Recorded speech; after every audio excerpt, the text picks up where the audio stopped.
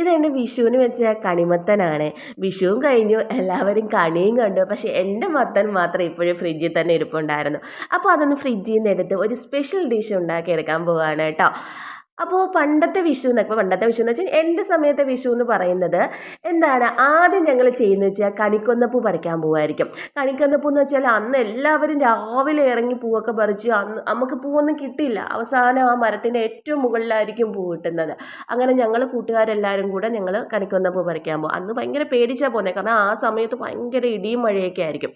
അങ്ങനെ പൂവൊക്കെ പറിക്കാൻ പോയിട്ട് എല്ലാവരും മത്സരിച്ചായിരിക്കും പറിക്കുന്നത്. എന്നിട്ട് എല്ലാവരും കൂടെ അവസാനം വീതിച്ചെടുക്കും. പിന്നെ എന്ന് പറയുന്നത് നമ്മൾ എന്ത് ചെയ്യുക, അത് കഴിഞ്ഞതിന് ശേഷം നമ്മൾ കണിക്ക് വെക്കാൻ ഒരുക്കാനുള്ള സാധനങ്ങളൊക്കെ പറിച്ചെടുക്കണ്ടേ, അതും കൂടെ ചെയ്ത് മാങ്ങ, അതുപോലെ തന്നെ ചക്ക, അരിനെല്ലിക്ക, ശീമനെല്ലിക്ക, പറങ്ങാണിപ്പഴം, ചാമ്പയ്ക്ക, പുളിഞ്ചിക്ക, ഇന്ന് നമ്മൾ വേണ്ടുന്ന എല്ലാ സാധനങ്ങളും ഞങ്ങൾ പറിച്ചെടുക്കും കേട്ടോ. ഇതൊക്കെ ഒരു ലോഡ് ക്വാണ്ടിറ്റിയും കാണും. അതാ നമുക്ക് കണി വെച്ച് നിറഞ്ഞ് നമുക്ക് കാണണ്ടേ. പിന്നെ നമ്മളെ ടാസ്ക് എന്ന് പറയുന്നത് ഈശ്വര വീട്ടിലുള്ള മലക്കറിക്കകത്ത് എന്തെങ്കിലുമൊക്കെ ഐറ്റംസ് കാണണേന്നായിരിക്കും. അങ്ങനെ അവിടുന്ന് മാക്സിമം നമുക്ക് കിട്ടുന്നത് തക്കാളിപ്പഴവും അതുപോലെ തന്നെ ക്യാരറ്റും ആയിരിക്കും. പിന്നെ ബീട്രൂട്ടൊക്കെ കാണും കേട്ടോ. അതെല്ലാം കൂടെ എടുക്കും. പിന്നെ നമുക്ക് പടവലങ്ങയും വെള്ളരിക്കയൊക്കെ ഉണ്ടെങ്കിൽ അതെല്ലാം മുറിച്ചായിരിക്കും കിടക്കുന്നത് കേട്ടോ. നമ്മൾ മുഴുവനായിട്ടുള്ള സാധനങ്ങളല്ലേ നമ്മൾ കണി വയ്ക്കാറുള്ളത്.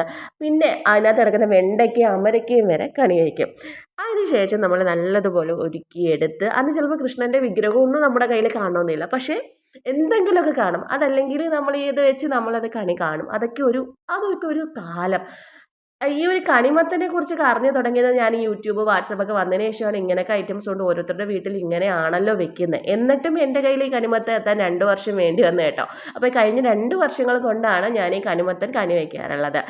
അങ്ങനെ ഇതൊക്കെയാണ് എൻ്റെ ഒരു കാലം. നിങ്ങളുടെ കാലം എന്തൊക്കെയാണെന്ന് കമൻറ്റ് ചെയ്യുക. അപ്പം നമ്മുടെ ഡിഷ് കണ്ടാലോ, ആദ്യം നമ്മൾ പാൻ എടുക്കുക, അതിലേക്ക് വെള്ളമല്ലല്ലോ എണ്ണ ഒഴിക്കുക. എണ്ണ ഒഴിച്ചതിന് ശേഷം പൊട്ടുകടല, അതുപോലെ തന്നെ 2 കുഞ്ഞുള്ളി, 3 വറ്റൽമുളക്, ഇതൊന്ന് മൂപ്പിച്ചെടുക്കുക. മൂപ്പിച്ചെടുത്തതിന് ശേഷം നമ്മൾ ചെറുതായി അരിഞ്ഞ് വെച്ചിരിക്കുന്ന മത്ത ഇട്ട് എടുക്കുക. കുറച്ച് മത്ത മതി കേട്ടോ. അതും കൂടെ ഒന്ന് വെന്ത് വന്ന സമയത്ത് അത് നല്ലൊക്കെ തണുത്തതിന് ശേഷം മിക്സിയുടെ ജാറിലേക്ക് ഇടുക.